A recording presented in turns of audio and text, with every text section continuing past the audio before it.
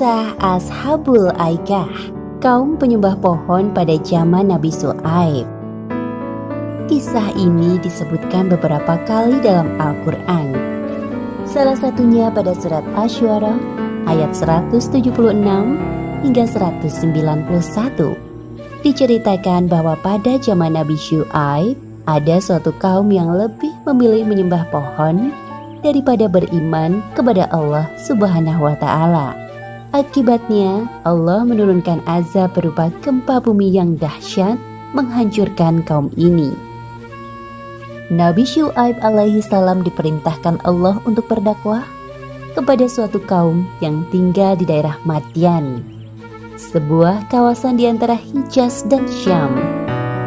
Kaum ini terkenal dengan julukan Ashabul Aikah yang memiliki arti penyembah pohon. Seperti yang disebutkan dalam Al-Quran, surat Asy-Syu'ara ayat 176. Penduduk Aikah telah mendustakan para nabi. Selain menyembah pohon, mereka juga menyembah berhala yang diyakini sebagai warisan para nenek moyang.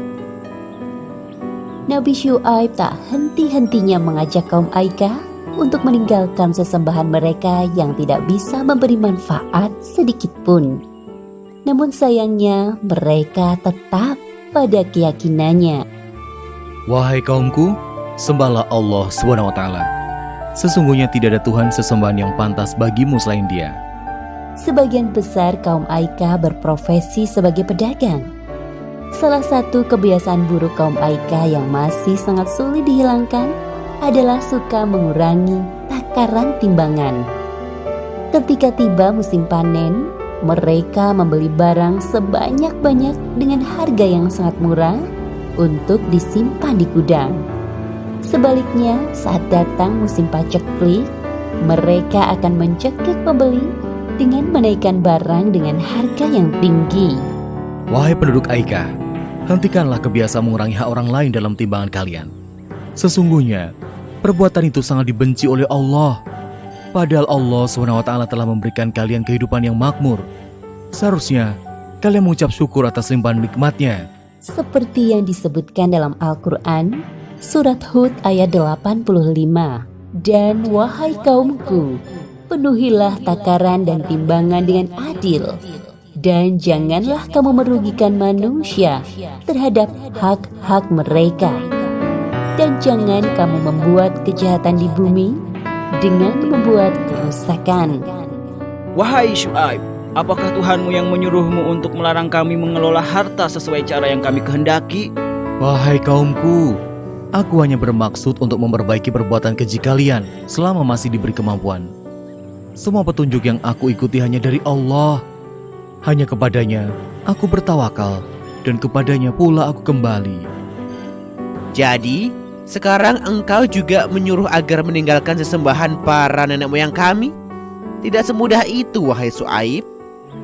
Wahai kaumku, sesungguhnya aku lebih khawatir kepada kalian. Jika kalian tetap tidak mau beriman kepada Allah, Allah akan menimpakan azab yang pedih. Ingatkah kalian siksaan yang ditimpakan Allah kepada kaum Nuh, Hud, Saleh, bahkan kaum Lut, nenek moyang kalian sendiri? Apa yang engkau bicarakan, wahai Syuaib? Itu hanya cerita dongeng pengantar tidur yang sulit kami percaya. Mendengar hal itu, Nabi Syuaib merasa sedih. Beliau terus memikirkan nasib kaumnya yang sangat sulit untuk diajak berbuat kebaikan. Namun begitu, beliau tidak putus asa. Nabi Syuaib terus berdoa kepada Allah agar kaumnya segera diberikan hidayah. Ya Allah, bukakanlah pintu hati mereka agar mau mengikuti ajaranku. Di antara kaum Aikah yang menentang ajaran Nabi Syuaib, ada sebagian orang yang mulai menyadari kesalahannya. Sepertinya apa yang dikatakan Nabi Syuaib itu ada benarnya. Ya, aku juga merasa begitu. Apa sebaiknya kita tinggalkan saja berhala-berhala itu?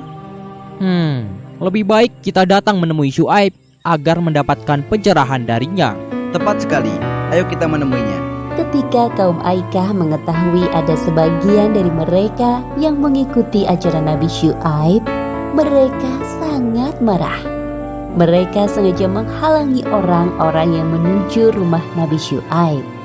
Hinaan dan cacian keluar dari mulut mereka. Wahai Syuaib, pergilah engkau dari negeri Madian bersama pengikutmu. Kami tetap tidak akan menyembah Allah. Jikalau benar engkau seorang Rasul, maka mintalah kepada Allah menurunkan azab itu. Hahaha. Kedengarannya sangat mustahil, bukan? Seperti yang disebutkan dalam Al-Quran, Surat Asy-Syu'ara ayat 187. Maka jatuhkanlah kepada kami gumpalan dari langit, jika engkau termasuk orang-orang yang benar. Perkataan itu menandakan kesombongan kaum Aikah. Mereka lupa bahwa Allah Maha Kuasa atas segala sesuatu.